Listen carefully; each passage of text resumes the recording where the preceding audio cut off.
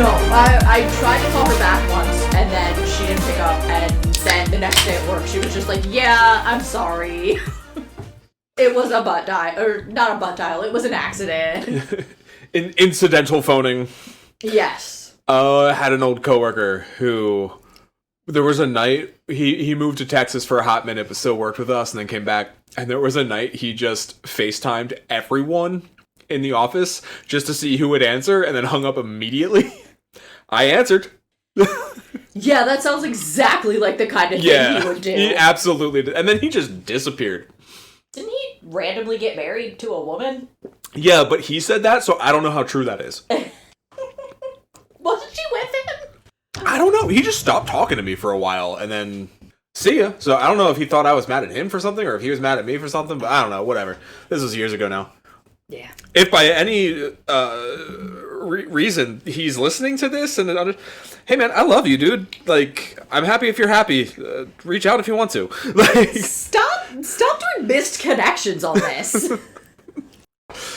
That was a beautiful fucking segue, and you just killed it. You just, I don't know. You made me laugh. You got me with that. You know what isn't a missed connection? What? This brand new episode of soon to be a Major Motion podcast where we watch movies that are based on books and read books that are turned into movies. I am your host, Billy Beck. Why were you so sweaty about that? I'm your other host, Cody Beck. Why are you calling me out when I'm trying to talk slow and distinct when I'm introducing our podcast? This is not the professional one. The professional one is the treatment. That's not even professional either. We just try a little bit harder. We put in 2% effort. Oh, speaking of 2% effort, how you been? I've been good. I started my new position this week. Mm-hmm. So I... Upgrade? No, not upgrade. Promotion! I mean, kind of. Lateral slide? We used to do the lateral slide at weddings. How long does the silence have to be so... I can insert a laugh track. So how long does the silence have to be so that you have to listen to this bit again? And you can't just automatically cut it with the editing tools? The silence was long enough that it has trimmed down. Fair enough. Yeah, I haven't fucked up too bad, and I haven't died, and I haven't thrown up, so work is going great. How about you? How's your week? 2 weeks? Fine. Haven't done anything exciting? No, I don't think I have. I played a lot of catch-up on Yakuza Like a Dragon. No, Infinite Wealth. Like a Dragon, Infinite Wealth. There's too many names for this franchise. That game, watching you speedrun, grinding that game, oh boy. Not speedrun, grinding. The exact opposite of speedrun. You speedrun to grind. That is just the developers gentle parenting all of these gamers that have been playing these games for a decade. Be like, please let us kill this character. Please let him die. Please, pretty please. We cannot keep conceivably making a 70-year-old man do Yakuza shit. They absolutely can, though. I don't think he dies at the end of this game. I know he does, but I don't think he does. No one's ever really gone. That's a different... I know. Different franchise. Different... That's not a podcast. What is that? YouTube series? Sure. Yeah, that. Well, there is something semi-pod related happening. Do you want to talk about the sports event that's happening at the moment? Oh, yeah. We're recording this during the annual Field of Dreams game on Netflix this year. And my Philadelphia Phillies are a part of it. So it is on while we're recording here. And we did an episode on Field of Dreams like 2 summers ago. Yeah. So you can go check that out where you get your podcasts. Made me read that fucking book. You know what else I made you read? What? A little comic book. Oh yeah, I did read a comic book this week. A comic book called Cowboys and Aliens. Hell yeah. Now, when did you find out that Cowboys and Aliens was based on a graphic novel? And was it the same time I found out? Which is when we were watching it and it flashed up on the screen? No, when I was researching what are some movies based on graphic novels so I can build the season. Oh, Cowboys and Aliens? Really? I think I recognized at the time, because So the movie came out in 2011. I'm going to tell the story of how I saw the movie because I think it is kind of funny, considering some connections that will be made later.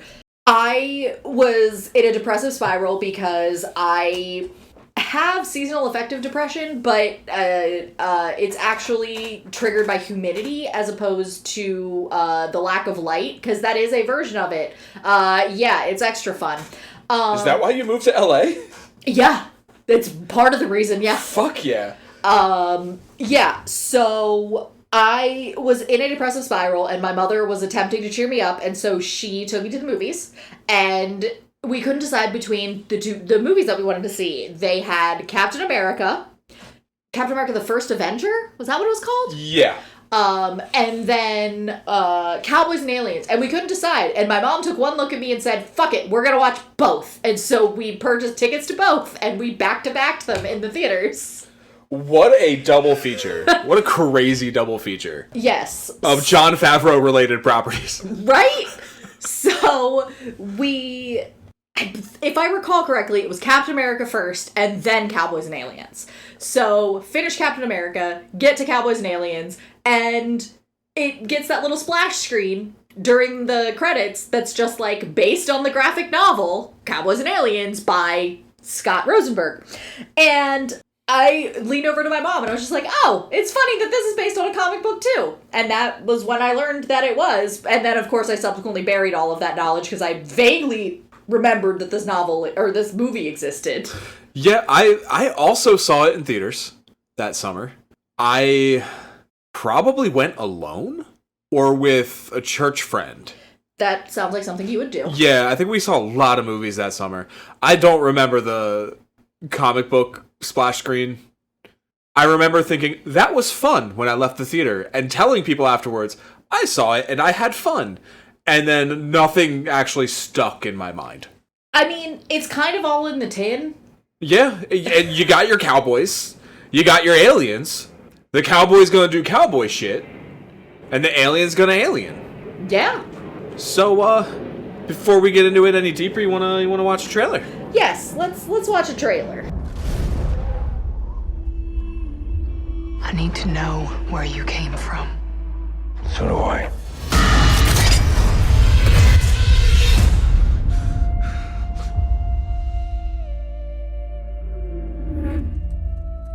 What the hell? We need you.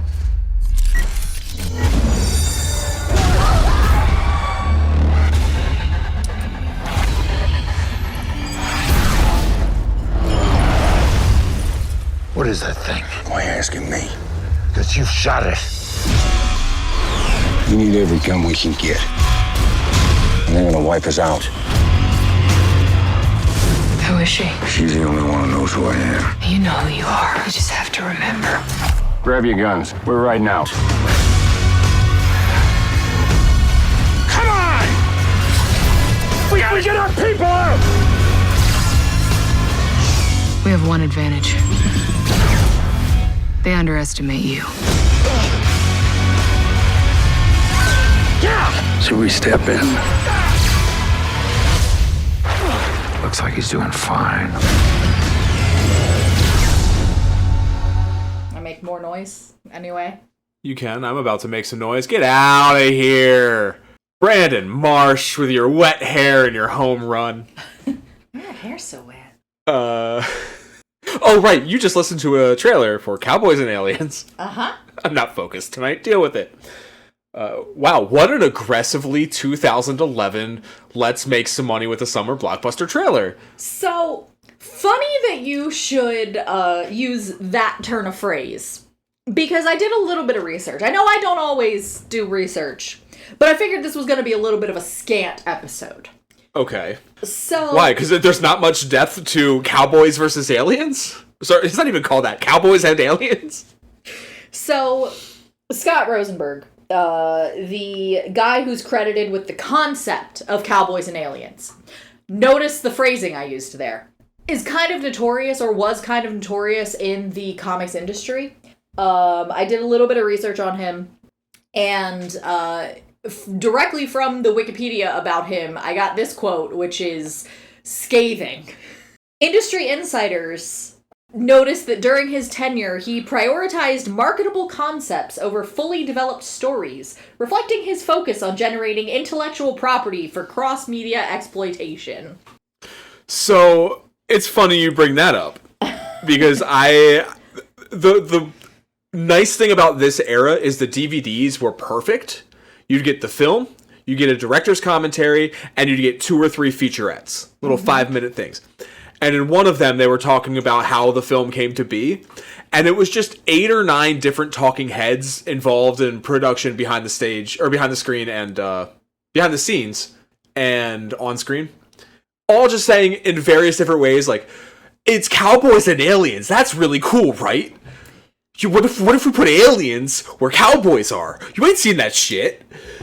And one of the guys in that featurette said, yeah, we were at a comic convention and we saw a cover that said Cowboys and Aliens, and there was a guy riding a horse getting chased by a UFO, and we went, let's make that into a movie. So, the concept of Cowboys and Aliens, the title, and a couple of the drawings, that was 97. You may recognize that as quite a while before the movie came out. 1997? Yes, 1997. Movie rights were sold in 97. That's when the project began.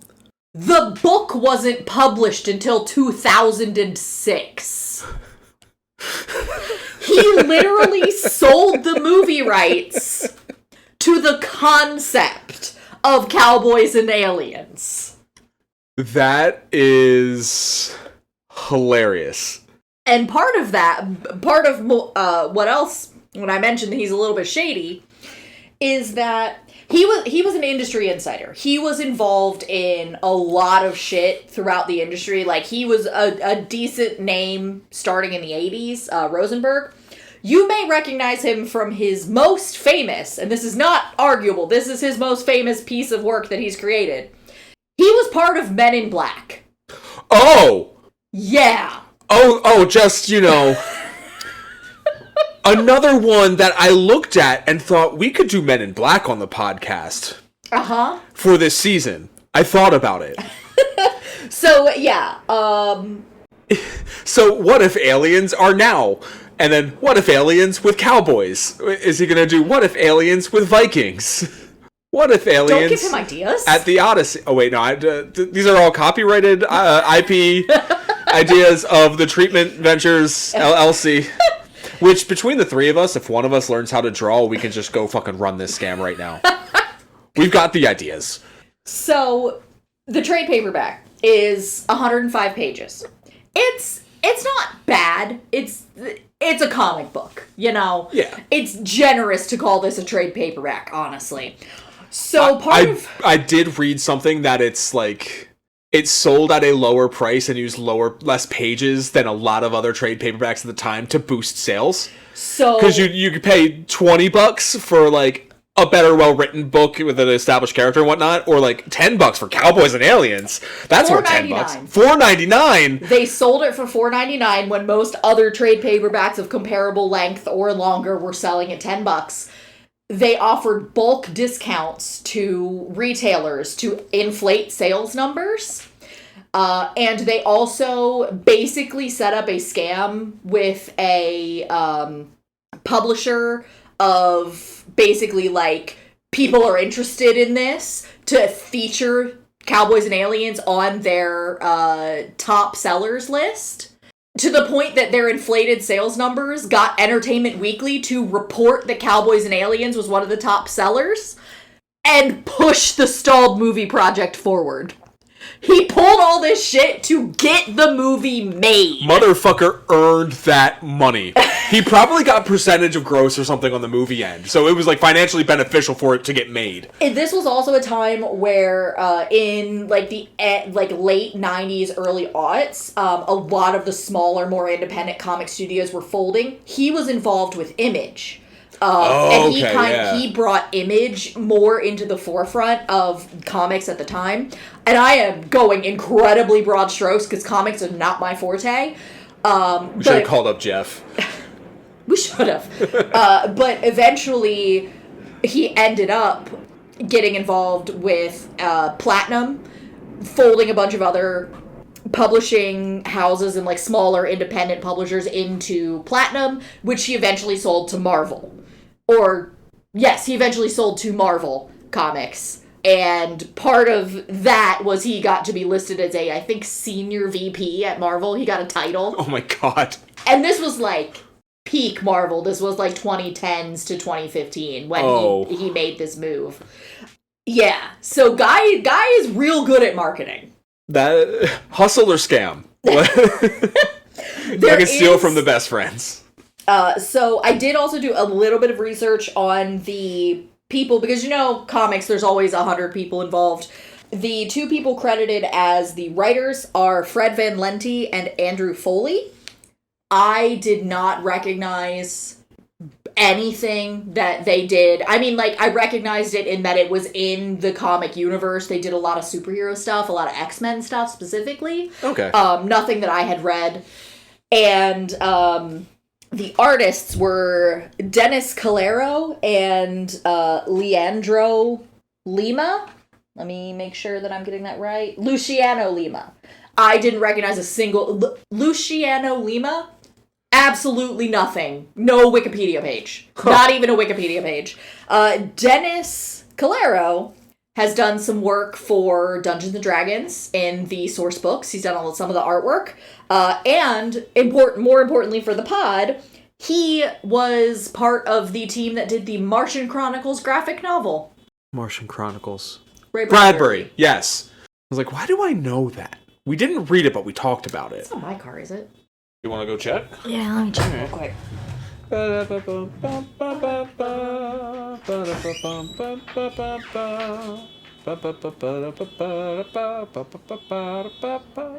It's just a car of similar size on the street.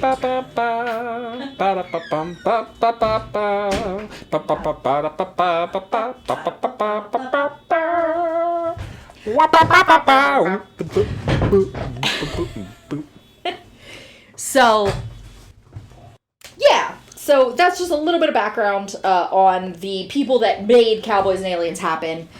Now, I'm also going to do a quick plot summary because there's some pretty significant changes from page to screen here. Okay.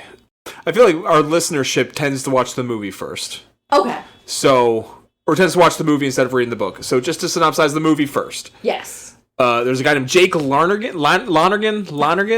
Yes. Daniel Craig wakes up in the desert with a wound in his side and a gun on his arm, an alien gun on his arm, and he beats up some dudes that are played by the kids of like famous cowboy stars.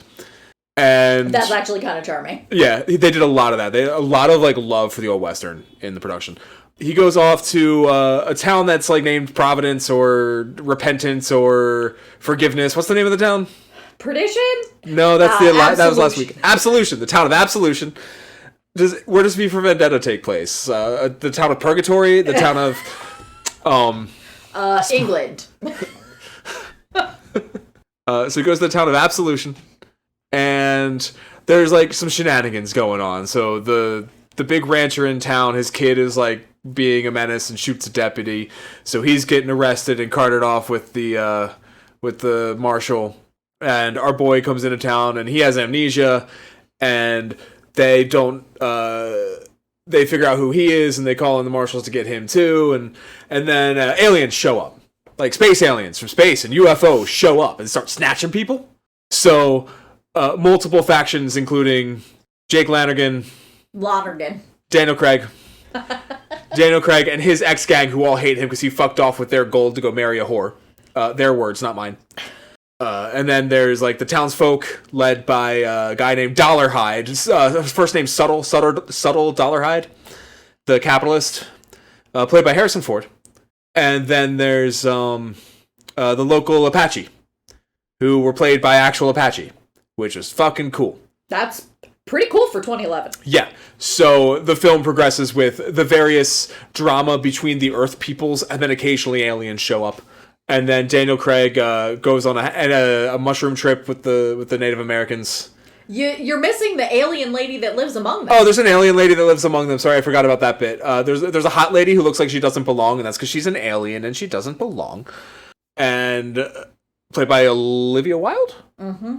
And she is a shapeshifter alien disguised as a human, and they find that out when she dies, and they throw her body in the fire, and then she comes out all naked, and that shot's in the trailer.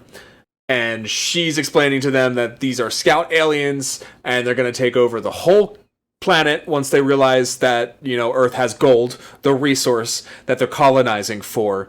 Cough, cough, subtle.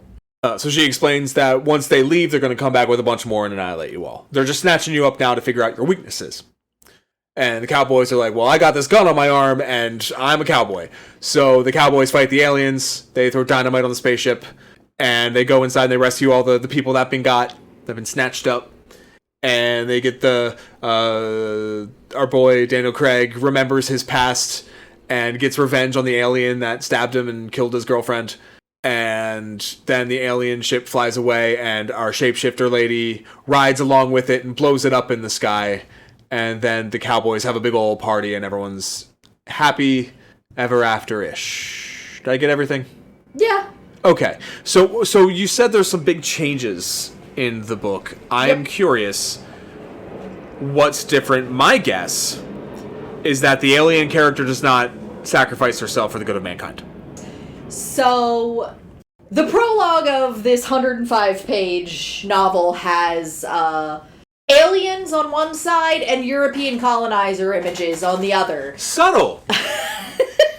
It's not being subtle at all. It's talking about the evils of colonization, and then we're on the alien spaceship with the aliens, who are very Star Trek, and they are going to colonize this planet and strip it of its natural resources, and also take all of the humans as slave labor on the planet, and then kill them all. Subtle! Yeah. So... Uhura, sorry, not Uhura. What's her name? It's like, you're talking about Star Trek now. Honey, she's playing... Just say the name of the actor that played the character. Olivia Wilde. Okay. That's who the Olivia Wilde character is based on. She slips away as they're coming down on this town and destroying the fort and killing all of the humans involved, because they've already had a little bit of a skirmish with a wagon train outside of town. And there's a woman named Verity and a guy named Zeke. They changed the name to Jake for the movie and completely got rid of Verity. I mean... Is Verity the fiancé? No. Yeah, they completely got rid of her then. If anything, they kind of smashed her into the Olivia Wilde alien character. They are hired hands who were helping guard this wagon train from the Apache, and they are now in the town. Aliens attack the town, and the Apache and the people in the town join up, and there's a scuzzy guy who is kind of like the selling land, and it's basically he's selling land that belongs to the Apache to settlers, and they're about to kill him for it, and then the aliens attack again, and he sides with the aliens and tells the plot that they have, and then the aliens throw him in jail with all the other humans, and the humans beat the shit out of him. And there's also like a romance angle with the Apache war chief and Verity, and Zeke is trying to hook up with the alien lady. It's very comic book. Does anything I mentioned that happens in the movie happen? Like, is it at least a parallel, the overarching plot? In that... Like, why the aliens are there and that they stop them from destroying Earth? Yes. Okay. And the comic ends with not Uhura, Olivia Wilde, shape-shifting into a different form that's her real form, and then she contacts the Allegiance, or the Rebellion, to tell them that there's humans, or there's new people that are going to join the resistance against the cast, who are the evil aliens. So she's an Andalite. Sure. She is Axe. Yeah. So there's some similar themes in that, like, you have the kind of Native American and settler coming together and having a meeting of the minds, except it's a romance angle in the story. Yeah. And there's, like, definitely a point where Zeke is not cool with it, and then he gets cool with it. because he wants to bone the alien, and he's like, oh, well, this is the same. Yeah. So, when there's big differences like this, we usually like to discuss why make the changes for film. The reason was money. Well, the reason is they didn't fucking read it because it didn't fucking exist. Well, no, I mean, that too. But also, this is... If you're buying the rights to a property to make a movie based on the cover and the title, you're doing that because what you see is very marketable in style and tone alone. Hey, did you see Cowboys and Aliens? You know exactly what movie that person's talking about. So the movie you make that you're going to be selling needs to be, accessible to the widest audience possible. Because you're just trying to sell a movie on title alone. It's got to be good enough, which is why you hire Jon Favreau. And, I mean, when he puts his heart into movies, he's a fucking awesome director. Iron Man's a good fucking movie. And even when he doesn't put his heart into movies, they're still endlessly watchable. He visually and tonally and pacing-wise, perfectly cromulent director. But that's why you hire him, because that's the kind of movie he makes. He feels like a Wario of Rob Reiner. Yeah. Like not that he's bad at what he does, but that his stuff is designed to make money. He's closer to Whedon than Spielberg on the scale. Yeah. Which is funny, because Spielberg was involved. Yeah, Spielberg was... And on the commentary, Favreau was very excited to see his name on the same card as Spielberg's on the producer's card. Which, that just made me giggle a little bit. Because, hey, even directors that kids grow up watching had their directors, But yeah, it's pure marketability is why they would make changes of that scale to this. And then you cast, James Bond himself, Daniel Craig. Was he James Bond at this point? Yeah. Okay. Yeah, Casino Royale was 2006. You know what? I do remember that because there was a kid that rode my bus that bought the fucking magnet stones. Oh, yeah. Yeah. Fucking dweeb. You cast Harrison Ford, and you dress him like fucking Han Solo meets Indiana Jones. I was gonna say, how do you make Harrison Ford look older in this movie than he looks now? Harrison Ford had a good time shooting it because he was on a horse. A, got to ride a horse. And B, he didn't have to do the stunts. He was just playing the old guy.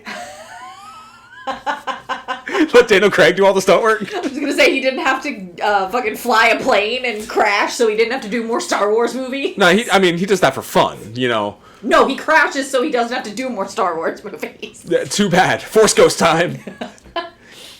The stunts, though, I'm gonna say, right now, this movie is the definition of down the middle. Cromulent, it's fine. It's mediocre, but not derogatory. There's some bits where... I get that it is literally based on a comic. There's some bits that reminded me of Iron Man, and I feel like it's just a Jon Favreauism, where he... at the end, when she kisses him to get him to drop the thing off, she's just or he's just they kiss, he pulls back, and he's just it fell off. And then just that little quip is hi, Jon Favreau. Mm-hmm. And we're tired of it now because of the endless sea of Marvel, but at the time, it was still charming and funny and new. Yeah. But, it's that stuff that's... Formulaic's not quite the right word. Trope? But it's very reliant on tropes. Now's the point to get a good laugh. Now's the point to build tension. Now's the point where we go back to these characters. And listening to the commentary on this was just, here's a scene that we originally had later in the movie, but we moved it here because it made it pace better. And okay, yeah, no, he's right. It makes it pace better. On the was this the one where the Blam moment when I was watching? I was just gonna bring up the Blam thing. So there's a moment where a character's in danger, and the alien is zooming up, and it's that scene that you've seen so many times in exactly this kind of movie, where the gunshot's gonna come from off screen at just the right moment. And I hadn't seen this movie in 15 years, and in fucking synchronization with the gunshot sound effect, I went blam. Just because I was like, I know exactly what this timing is, and right now, because it's formulaic. And it's not like that formulaic's a bad thing, because it's a formula because it works. Yeah. But it's not changing any form. It's not, There is something that they do that I appreciate, and they do this in both the comic and the movie, is in the movie specifically, they cast Apache actors. Yep. And they're not afraid to touch on the subject of race and the discomfort that exists between being a white person in the West and what that means for the natives. Because you can't make an honest movie about the West. And if you're going to insert aliens in to fuck with cowboys, you have to ground the cowboy element as as realistic as possible. Yeah. Or if it's cartoony John Wayne, howdy partner fucking singing cowboys, and then aliens show up, it doesn't hit as hard. Yeah. They do kind of lose some of their balls at the end of the movie. Yeah. When it's just like, Gold Rush, this town's gonna be different now. Okay, what does that mean for the Indians? And you just never see any Indians again.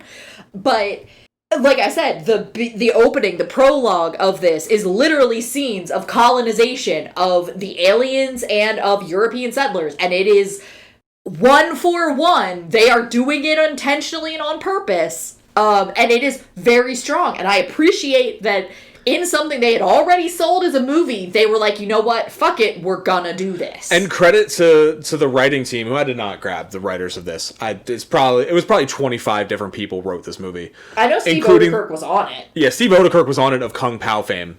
But he was story, I think. Yes. Which, I mean, good on him. It's a decent enough story. It gets the job done. It's because he left to do a Jim Carrey movie instead, because this movie took so long. But yeah, credit to him and the writers. Like, the aliens come to Earth in this film literally for gold.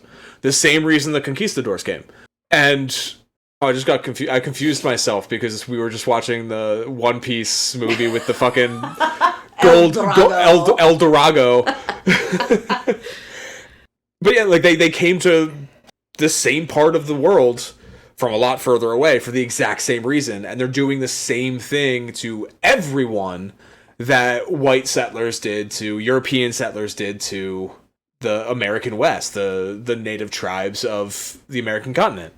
And Jon Favreau did not shy away from including this and making that parallel clear, and having the hot alien lady point out they are colonized. I think she used the word colonizing at one point. Mm-hmm. Like, hey, this is our history. This is American history. That we did this to the land first. We being European people. Yeah. Did this to the land first, and now the aliens are doing it. Notice how it's bad when you're on the other side of it? Maybe we don't do this anymore. I also think it's interesting because it's not totally clear where this falls. It feels Southwest. They shot it in New Mexico. Okay, I was going to say New Mexico, but I was going to say that specifically because one of the doc, the saloon owner, has a Mexican Hispanic appearing bride. Yeah. And that she's one of the people that gets grabbed. And it's one of those things where she was like the only non-white person in the town. There was the kid too. Dollar Hyde's yes. Aang. What was... Sorry, no, he was in Shyamalan's Airbender. Ong. That was him? Yeah. He's done 2 films. Airbender and this. The fact that I cannot recognize him with hair. But yeah, I see that face. He's supposed to be... He's native. Oh. He's Apache. I thought you were talking about Nat. Him too. Okay. But no, he's also there and Apache. Okay. I think it was the same situation or a similar situation. But anyway. Yeah. That or he might be mixed, because he's the one who's like, father is away and mother's dead. Yeah. And grandfather's there. Grandfather's the sheriff, maybe? I don't remember. Some of the small town shit just went right over my head, because everyone else in this town is just an old white guy. Yeah. And a lot of these weathered white men look very similar. Yeah. Preacher maybe was his grandfather? No, his grandfather is... Marshall? I don't remember. Yeah. Some important dude in the town. Yes. But I think the hint was that he was mixed race. Yeah. But still, like, that was common enough in the West. Just it's common enough that we have a slur for it. Yeah.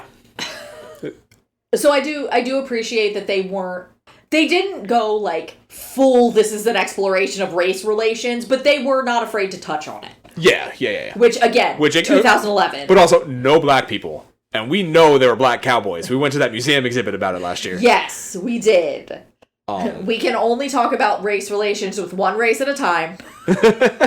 And we already have aliens. So 2. One of the relationships is not very strong.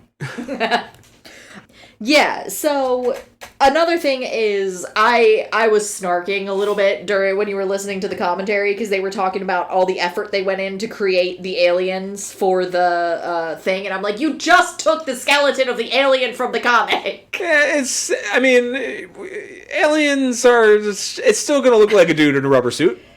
Yeah, what I thought was funny was that they were, like, designing the thing and coming up with stuff, and Favreau went on vacation and saw a turtle and came back and was like, make them more turtle-y.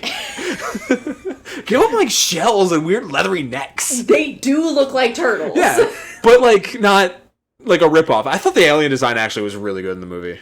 Yeah, I like the creepy little baby arms. Also, I want to give a lot of credit to this film for 2 things. It holds up pretty okay. Because, A, the use of a lot of animatronic puppets. I think it was it Phil Tippett's studio, or it was... It was ILM. No, ILM did different effects. Oh, okay. But it was either Phil Tippett or one of the other, like, big puppet guys, not Henson. Animatronic guys did all of the alien stuff, except for a few CG shots. And also stunts. A lot of real stunts performed by the actors.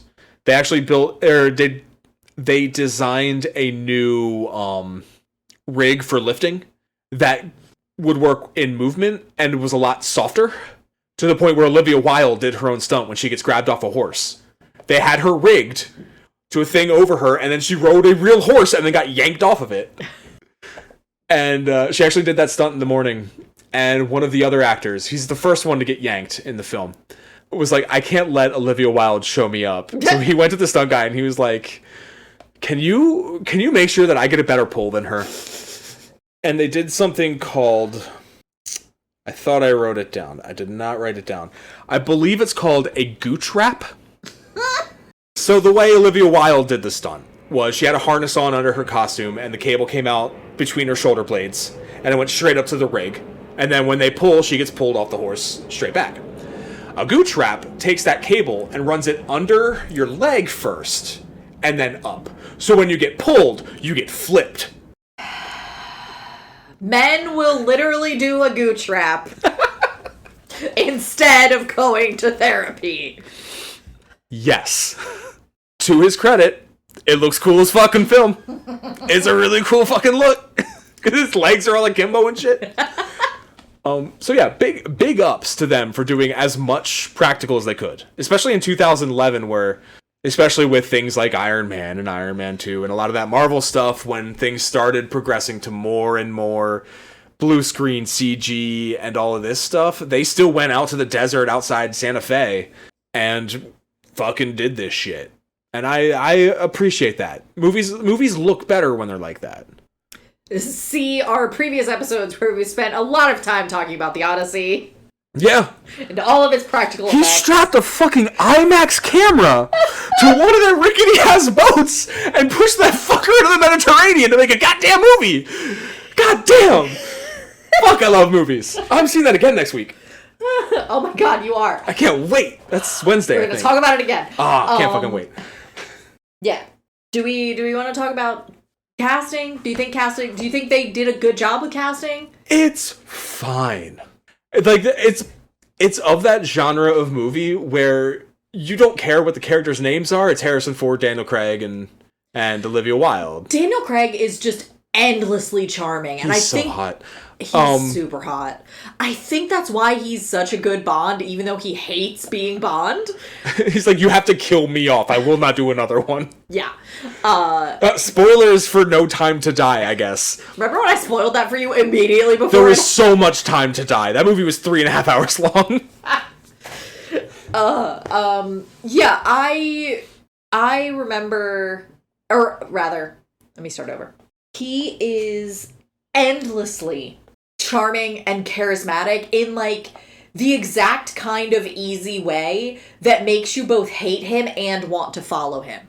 He's perfect for playing an outlaw because you're like, I hate you because you're so cocky and smug. But also, I kind of love, like, everything. Like, I get it. I understand why people follow you. Yeah. Like, he wakes up in a desert. Immediately you're on his side. He then kills 3 men and takes their shit. And it's like, let's see where this is going.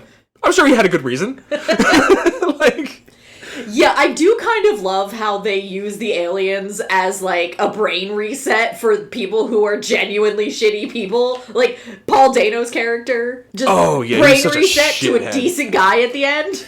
Yeah, just happy to be alive? Which, I mean, the town is called Absolution. I think that's the theme of the film, at least, is that you should be able to be forgiven for past crimes if you establish that you've changed and grown and are now a better person by, your deeds in this world. You can't just say, I'm sorry. Some men would rather fight aliens in a cave than go to therapy. What I'm saying is him fighting the aliens in a cave absolved him of his past sins of robbing a stagecoach, I think, and then having the gold stolen by aliens, and then he was accused of killing his fiancée, but we know it's the aliens that did it. Yes, because they disintegrated her body, and we see it. Anyway, he needs therapy now that he's remembering this. Now that he's gone through this whole ordeal. Yeah. But yeah, you know what I mean. Yeah, I do think that you're supported textually by the preacher. Yeah. The doctor preacher. What's the line? It doesn't matter who you were, it matters who you are. That, but he also talks about kind of how, he says something about heaven and hell, and how, God. He's played by the shitty prison guard from Shawshank Redemption. Oh, what's his fucking name? Keep making your point. I'll look him up. I wish I could remember the exact phrasing, but basically he says something to the effect of, like, you are the sum of your choices. So even if you've made bad choices up to this point, you can still make good ones going forward, and that counts. And it's the commentary was talking about how that's, like, a very different view of kind of religion, specifically evangelical Jesus religion, than we get in a lot of these westerns. That's just kind of like, yeah, I mean, you might have done some shitty things in your past, but you're a good guy now. Yeah, and like, you're choosing to be good going forward, and that should count for something. And what I think gets missed, Clancy Brown is the actor, by the way. Thank you. What I think gets missed a lot with the evangelical types, and it's partly because of how they're preached to, because of stuff. They think, oh, I go to church now. That means God has absolved me of my sins. You're not Catholic, motherfucker. And Jesus has saved me. Jesus has forgiven me. Now I don't need to worry about getting forgiveness from other people or proving that I'm a better person or changing anything or feeling sorry for the past decisions I've made. And people so regularly, especially adult converts in evangelical spaces, do this so often of Jesus has forgiven my sins. Russell Brand. And it's so fucking fake. But what the text of this film is saying is, like, yes, but also you can't just say I'm forgiven by Jesus. You have to earn that forgiveness from people you've hurt. And we see our character Jakey L. Daniel Craig. We see that the first time he runs into his former gang. They have not forgiven him. Except that one dude, fucking Walton Goggins, loves him. And he's like, you're always my favorite. The first time he goes there, he gets lucky leaving with his life, right? He shoots the other guy in the chest with his beam gun and then takes some shit and gets out of there, but they leave the dog. But the second time he goes back, he's earned their forgiveness. Like, he's clearly a changed man. He's not as arrogant as he was, as we may have imagined he was, because we don't really see that version of him. He's established Like, that he's a better person, and his goals and his morals are of higher things. He sits down, lights a cigarette, and says, if you guys want to run, go spend the rest of your life on a beach, do it. It just won't be that long a life. Or you come with me and we save the world. And then he earns their respect again, and he re-earns their forgiveness. He establishes that he's changed and he's a person to follow again.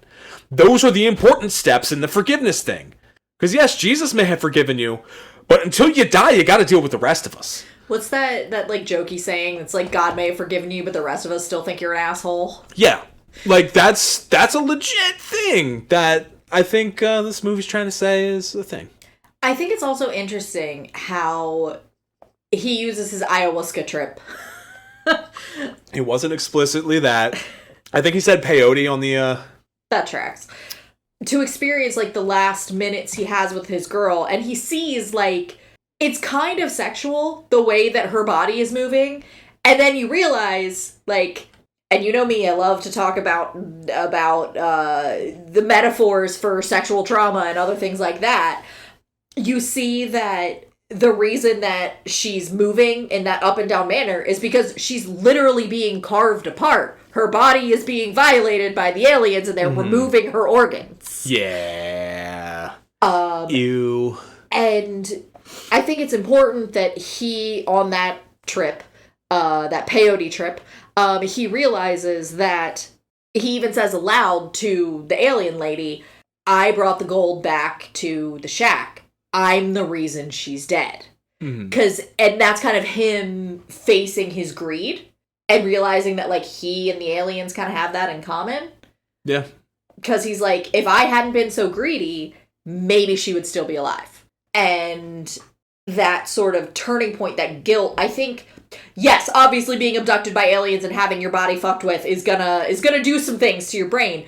But I think that guilt, hinging on that guilt, is what actually is also the impetus for the change in his personality. Because most other movies would get to the point where you have, you know, the prostitute with the heart of gold, and she changes the evil man. Like, there's literally an entire fucking book genre about that. It's such a trope, Western trope. It's in Firefly. It's in fucking... It's not even just a Western trope. It's like trope. It's the plot of McCabe and Mrs. Miller. Like... Yeah, like, it is straight up just a trope in a lot of literature. And a lot of other places would have just...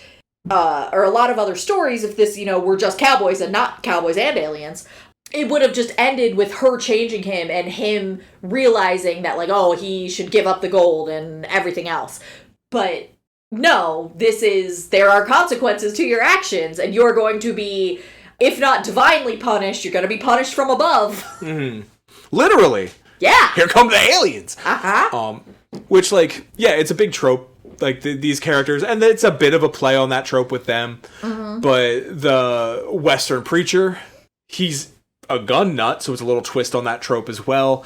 But you've got the saloon owner with his wife. Like, all of these characters are, to an extent, a trope or a play on a trope. Yeah. But I think you kind of need that in a movie like this. Because, like I said before, you want it to be grounded, you want it to be realistic, but you don't want it to be true. Or, like... True is not the right word. You don't want it to be...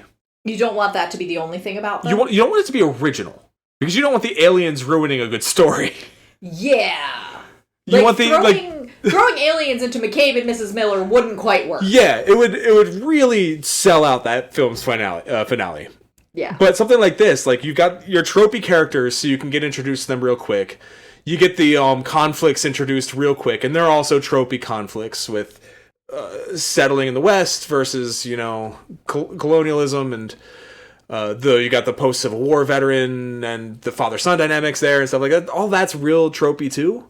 But you do that so you can set all that stuff up, and then you just sprinkle in this one more stake, and that is, you know, aliens are coming to take over the world. Yeah, it's... And it's what really gives the film and the story texture. It's... If you imagine the film as a cake... You've got, you know, all of the tropes, and all of those tropes are the layers of the cake, right? And then you have the frosting, which is all the set dressing and the little twists that you do to make it entertaining and make people want to come see it. And then you've got the fruit. And the fruit are the aliens. You just dump the fruit on top, and those are the aliens. What weird cakes are you eating? Listen, Listen, you dress fruit with cake. You dress cake with fruit. It's fine. You're a fruitcake. Rude. Love you. But yeah, like, I guess what I'm saying is I can't foresee a film in which these characters exist that I would want to watch if there weren't aliens involved. But that's also okay because the aliens are there. Yeah. That's what makes it interesting. Yeah. I don't know, we could spend another 20 minutes talking about how cool it is that cowboys and aliens are in the same place. Yeah, that's kind of what it boils down to. I think they kind of nailed that. Like, it's cowboys and then there's aliens. That's pretty fucking cool. Yeah, I think that, you know what? Well done. Yeah. You had a premise and you executed the premise. You know what? They sold a fucking ticket. I'll tell you that. I bought a ticket to go. My mom bought too. So there is actually a sequel. What? It was published online only in 2007. And Cowboys and Aliens and Predator?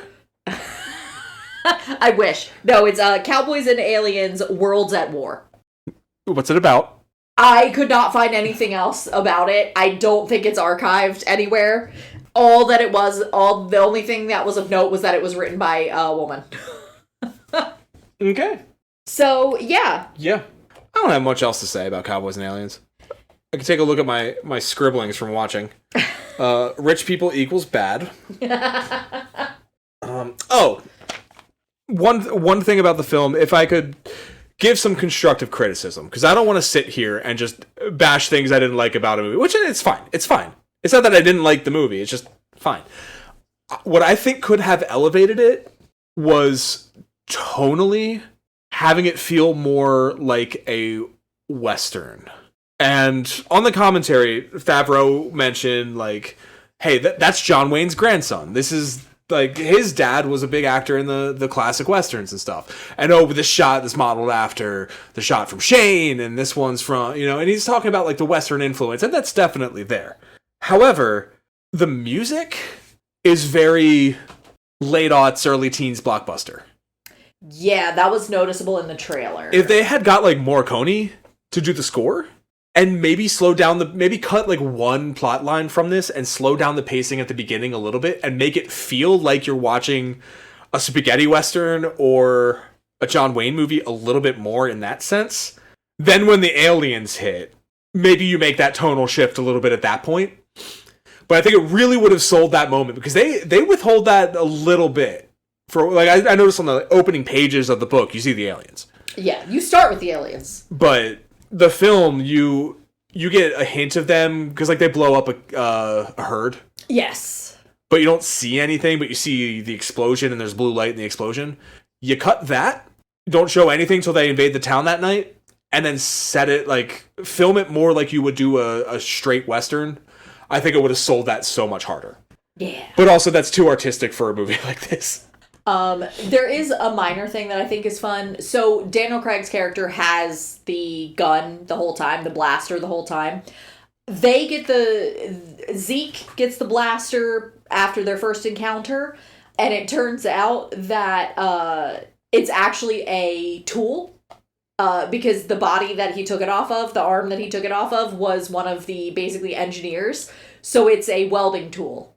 Oh. And it feels like an intentional play on the idea that, like, a lot of times the Indians were fighting with tools. What we would consider tools as opposed to weapons. Yeah. Like guns. Because it's what they had. Yeah. And so it's kind of like you can use the weapons of your enemy. You can use the building blocks of your enemy to defeat your enemy. Yeah. Just a couple other notes I had. At the end, there's that big party, the celebration, with all the people from town who didn't go on the expedition because cowards get to party. And I loved the beginning of the commentary is a pre-chef, Jon Favreau, complaining about how many production logos there are at the start of the film. And they're all, like, fully animated. And he's like, you sit down to watch a movie, and then the movie doesn't start for, like, 45 seconds. I thought that was funny. Just a glimpse into history, knowing what we know now. But I think it's the guy who does. They do not want to be there. I saw them pulling Harper off the line to go into the dugout to go do this. He's like, man, I just want to have a nap. All right, sorry, go on ahead. No, you're good. I need to look up what his name is so I can get this right. If I keep this in, there's the post game of the show. Phillies won 7-1. And a very sad Bryce Harper is on a panel with the post, and Aaron Nola, the pitcher, are on the post game panel. And neither of them look like they want to be there. They just want to go to bed. I think it was Nathan Pyle, the Strange Planet guy. Oh, yeah. Who I believe he did a tweet or skeet or other sort of internet post that was just like, how many production logos do you think you would sit through before you started to think it was a little weird? I think mine would be like 8. After 6, I'm looking around. Actually, on the 6th one, I'm looking around. Because, like, I regularly watch movies that are 3 or 4, and it's usually shit I've never heard of. And they're, like, independent, weird cinema from, like, the mid-teens to early 20s, you know? And if I see more than that, and they start getting foreign, then I'm getting confused. And concerned. Or excited, because a lot of, like, really good action films, kung fu movies, that kind of stuff have, like, 7 fucking production houses, too. But usually if it's also... the logos are from the 70s and they're in Chinese, so... It's like a bell curve. It's like, there's a certain point where you're like, okay, this might be too many, and then you're like, oh no, this is so many, this is gonna be great. And then it goes back up to the, oh, this is too many, this is just gonna be shit. I think someone should do a, 20-minute student film that's just different logos. See how long it takes. That feels like something Meow Wolf would do at their theater immersive experience. Yeah, actually, yeah. They have, like, a 45, like... I can imagine an Omega Mart style movie theater where the actual theater space is just, like, a rolling 45-minute loop of progressively weirder production logos. Yes. Anyway. With an actual Netflix one in there somewhere. We're just shooting the shit now. What were your thoughts on the book? I mean, it's a comic book. It's not bad. I really liked the prologue. The art style, for me, is not my favorite. It's just, like... better than Perdition was. Yes. It's... The thing it's is, in color. Perdition was trying to do something with the art style. This is just kind of... generic comic book art style of the time. Another thing that Rosenberg was involved with, he actually helped design Adobe Photoshop's coloring process for comics. Oh. So that's, like, part of why a lot of the Image and Platinum and other comics like this are colored in a very similar way, because he created basically the cutting edge of color. That makes so much sense, actually. Yeah. There's some really fun panels in it. Like, obviously, the front of the TPB is giant alien ship overhead and a guy on a horse with a pistol. It's pretty cool visually. It's 105 pages. It'll take you, 30 minutes to read if you go slow. It's fun. You're not getting any, lessons out of it. All right. What did you think of the movie? The concept is interesting. Which means they succeeded in their goal. It's fine. The actors are charming, but they're just, being charming. Oh, Sam Rockwell's in it, being Sam Rockwell. Harrison Ford is just Harrison Ford. They're just, oh, it's the guy I know from The Thing. It's like seeing your friends in a play. It's fine. I don't care so deeply about the characters that I'm crying when the alien lady dies or when we find out what happened to his girlfriend. But the effects are good enough that I'm squeaming when he's getting stabbed in the fucking ribs by that alien probe shit. Like, they did good effects work there. Yeah. I'm not bored while I'm watching it, but... It's also pretty short, right? It's under 2 hours. Barely. It's like an hour 59. Okay. But, I'm not bored while I'm watching it. I'm not checking my watch. I'm having a good time. But afterwards, all I remember is that I had a good time. It is popcorn. It is a TNT Thursday night film. It's fine. It's no Die Hard. It is no Die Hard. It's no, as far as summer blockbusters goes, it's no Jaws. It's no Die Hard, even though that was not a summer blockbuster. What other blockbuster-y movies have we done? The Odyssey. It's no Odyssey. about a Field of Dreams. Field of Dreams is so much more boring. Well, it's a baseball movie. It has to be. That's part of it. It's legally required. It's boring is an essential element of baseball. Yeah, it's fine. So next time out, our next episode drops on September the 3rd, which happens to be the birthday of the third in our throuple, Mark Lucas. Stop saying that. Hey, it's a thing now. And so we're going to do a movie in this season based on a comic book that he requested that we do ages ago when he first saw it. And it's a film called Robot Dreams. So that is next time out. But until then, you can find all of our social media and email address in the link tree in the description of this podcast, linktr.ee/soonmajorpod. You can also find our Ko-Fi account if you want to toss a couple of dollars our way, help keep the podcast on the air. You shoot us an email if you want to reach out, have any suggestions, complaints, corrections, anything like that. And fuck fascism. Solid. Is that a good way to end if I just say, like, fuck fascism? Yep, that's our new sign-off. Yeah. You know the best way to fuck fascism? If we kill...